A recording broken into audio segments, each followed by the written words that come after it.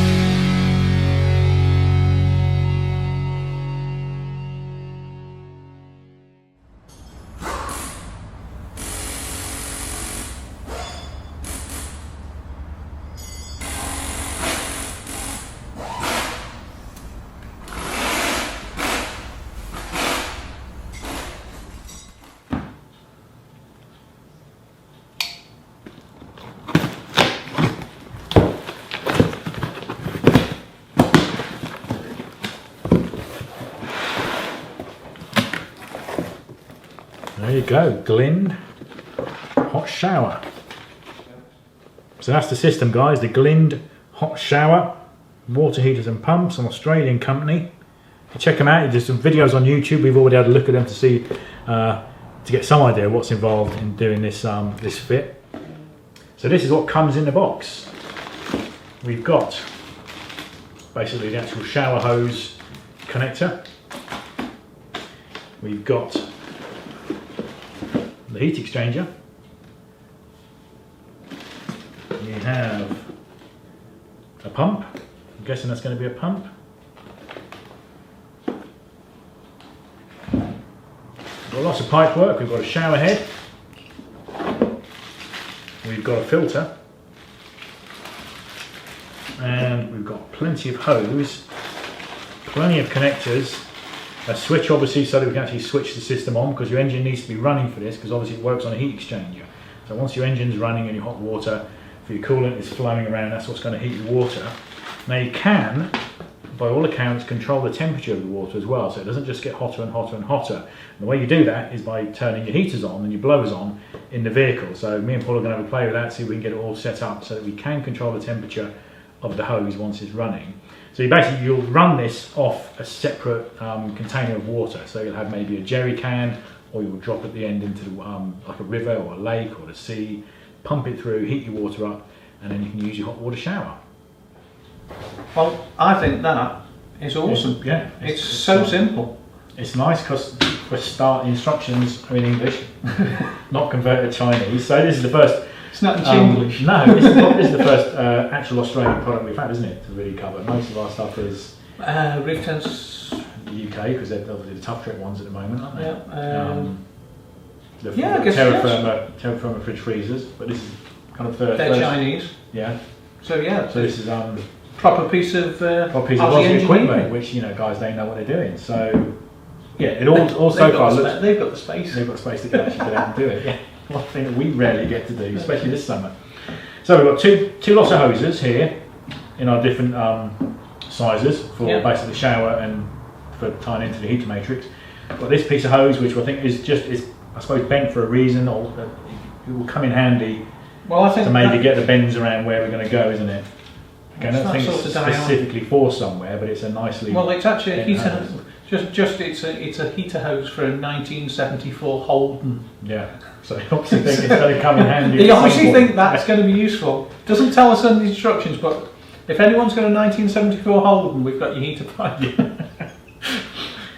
These are the important bits at the end of the day, aren't they? The Yeah. heat exchanger and the pump, because these are the bits That's that a have to really nice survive pump. up to up to I think that is really nice. What is it? 35 What they're gonna psi, is it? Yes, yeah, I did read that. Yep, 35 psi, 2.4 bar. Now this comes with a switch, so the switch will go on the dashboard somewhere. So you'll start your engine, Switch in the back. switch it. Now you said it's coming straight off. The way they've got it on the instructions is that you cut in, basically you splice the pipe for one of these pipes here, just after your thermostat. Yeah. So that get your hot water it gets the fairly hot water instantly. straight off the top of the engine. So, which makes sense because you want it to heat up as fast as humanly possible. Because if you, I guess at the end of the day, if you've been driving, you're all right. Your car's going to be hot, and it's going to heat the water quickly. But if First thing in the morning. first thing in the morning, yeah. you're going to want to run your engine for as little time as possible. Yeah. So the first thing you said with the 300 TDI, they always take a long time to warm up because they stay relatively cool. yeah, they're so quite you're running your a engine cold-blooded for a long engine. time otherwise. Unless you've got a knackered radiator, Yeah. then they heat up really quick, they Yeah. explode. But yeah, so this has just got it. You splice it just after your thermostat.